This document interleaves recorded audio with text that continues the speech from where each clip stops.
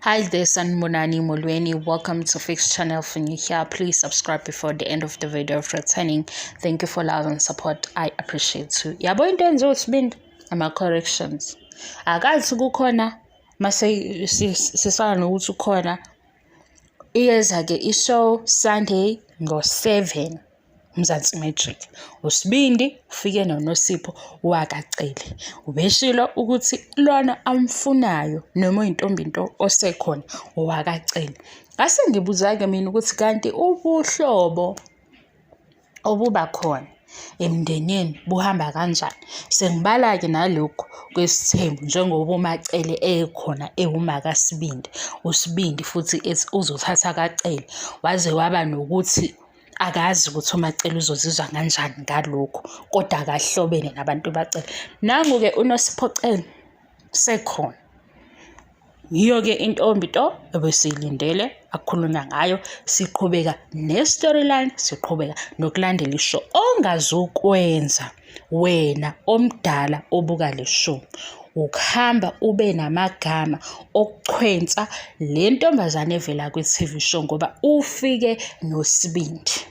Ongazukwenza ukuchwensa ukubody shame ngoba sengwabonile vele ama-comments aseqalile kuthiwa hayi besicabanga ukuthi uzofika ne-upgrade or whatever nina leyo yokurate kwenu abantu besifazane ukuthi into esiyaziyo nesingayikhuluma sakuyihleba kancane.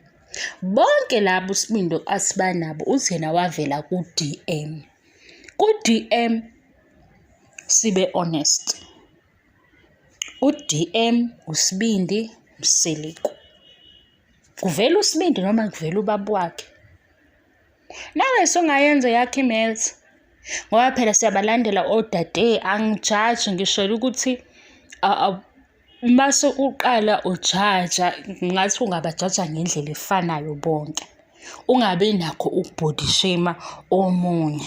Silandele nje lesi story esibeka phambi kwethu ngoba manje khona omunye osezothi hawu izitho zalo zinjani, ikhanda lalo linjani, leyo nto childish ayifuneki. Leyo nto nje yimbi. Ngoba zonke lezi ngane bekuvuma bengakuvumi. uSibindi mayevela ku-DM bacabanga uMusa Msiliku ukuba abakaSibindi wakuthando nesithembu ngoba umntwana ohamba e-university every day uphambana nabangaka bawontanga yakhe. Mase ezwa lo yedwa woku-DM yini ehlukile kulo ovele nge-DM ingane kababa uMsiliku.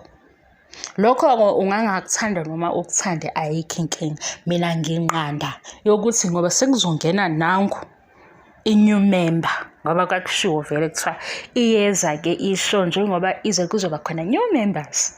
Nangokuqala sesimbonile. Uma esevela ake kulalelwe indaba yakhe kuqala before nimhliphiza.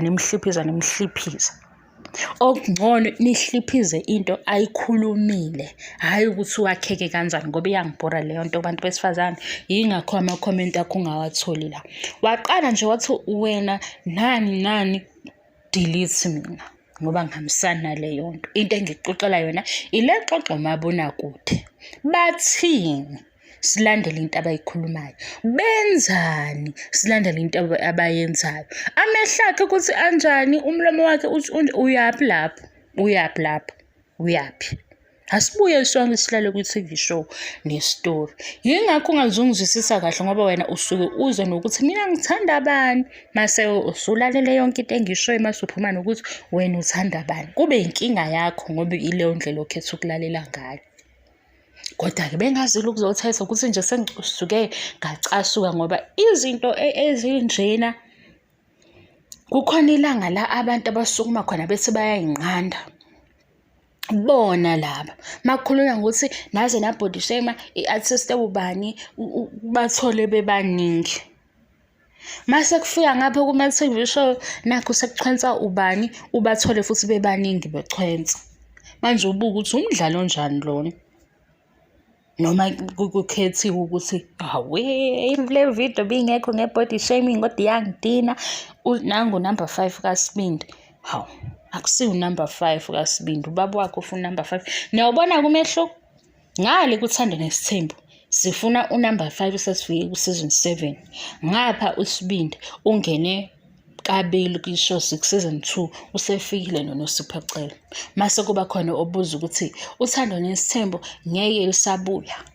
Yabo makusakhona umuntu othi ukhuluma ngoThando Nesithembu athi unkosikazi ubani awumthandi, isona sizathu uThando Nesithembu sisazobuya. Ngoba loyo osuke kulalele ubuka leya show, kodwa kulento oyichazile evela kuleya show ileyo nto ayizwile. Yabo uma usakhuluma ngoThando Nesithembu uthi uMangwabe from season 1 episode 13 ukhulume ngokuhamba, waze wafika ku season 7 ukhuluma ngokuhamba. Kube khona ofike la ezwe sengathi ufix uphinda into eyodwa kodwa ade ibuka leyo nto eyodwa ngoba uMangwabe uyayisho. Episode 13 ku season 1 wathi uyahamba namantombazane akhe mase khulunywa indaba yokuthi abafana abangamisile izindlu kahle. Ku season 2, ku season 3, ku season 6 uma kuba khona number 5 uyahamba. Yinto esho uMangwabe. Ama seasons ahlukene lawo. From season 1 to season 7 uMangwabe uyahamba. Kodwa mawukulayela ku-TV awuzi ukuthi uMangwabe usho into eyodwa. Uma sekufika la ku-Fix SA sengikwenzela ukuthi hawu le ndaba iqale la ngalesi sikhathi abantu babasho ukuthi uhamba ngempela. Yinto eyodwa, awukho umehluko. Umehluko ukuthi mina ngisho ngale ndlela engiyibona ngayo ukuthi ayibo angeke phela ukuthi kudlalwe nge-divorce. Uma ngempela kuwumndeni lo othi ulandela isintu namasiko, why into ejulile bezovele beyenza umdlalo? Iyenzeka umdlalo. Mase sibekwa yimi sengithi hayibo nanku kudlalwa kugangwa ke lokho kunjani? Seningibeka kabi. Hayi ke ngoba kuyadlalwa ngathi. Angikho ke lapho uSibindi uyeza nolo noMacele omunye and uAbo ngathi akajabulile ngibona ubuso ba-Abo. Nibambeke Sunday lapha ku YouTube kutholakala abenza ama-reviews.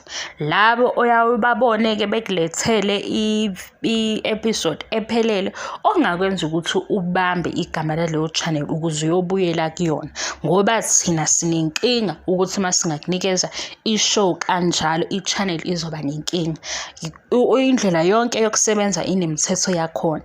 Lo osuthe wafika kuye wayithola i-full episode, bamba-ke igama lakhe ukuze uma ungayibambanga ngale uyazi ukuthi uyithola kuyo, ngoba lana uzobhala ukuthi full episode. Please angilethi i-full episode, ngenza i-review ivela ngokuthi sesikubonile.